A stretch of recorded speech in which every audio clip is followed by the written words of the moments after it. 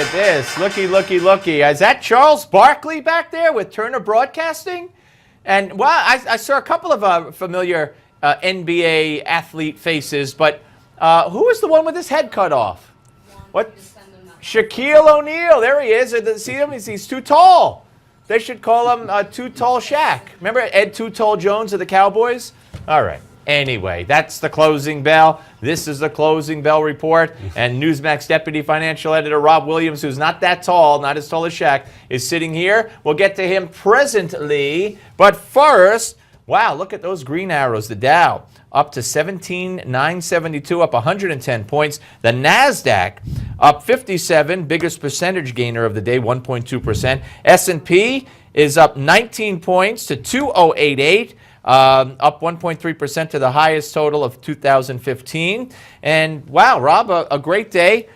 But explain this to me, yes, because retail sales fell, jobless claims rose, foreclosures reached a 15-month high in January, yet everybody celebrated.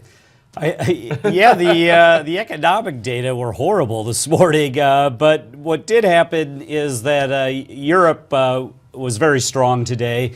They felt very positive over there about the ceasefire in Ukraine, which you called yesterday. Kind of. You said I think you said there might be a settlement in with Russia and Ukraine. Well, I was going on what I saw. You got any lottery numbers you want to write down?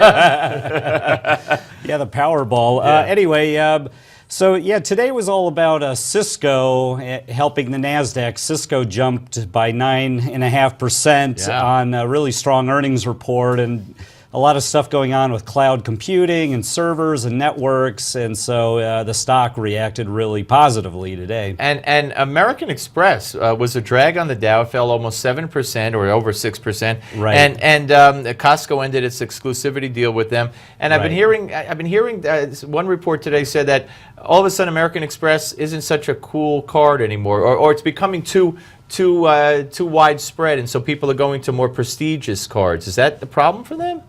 Well, with American Express, a lot of the complaints have been about how much it charges. The retailers. The premium.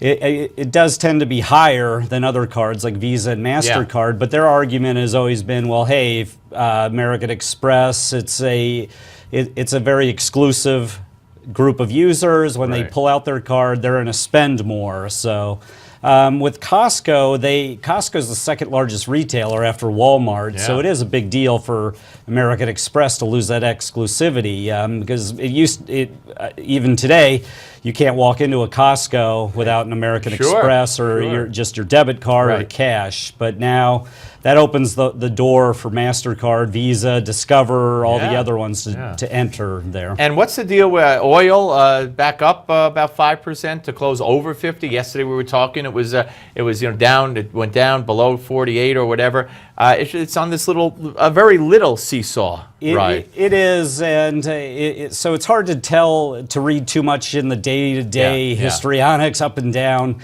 on it. But today you had the head of Shell talking about how with all the cuts in supply and production, that actually demand will probably outstrip supply this year, if you can imagine that. It's hard to really I can't imagine. Foresee that now, just because it seems as if we're swimming in oil, but the energy industry has adjusted quickly to the drop. Is that what this stuff is? Swimming? I was wondering. Okay. Anyway, Rob, always great to see you. And folks, if you want to take control of your financial future, check out moneynews.com.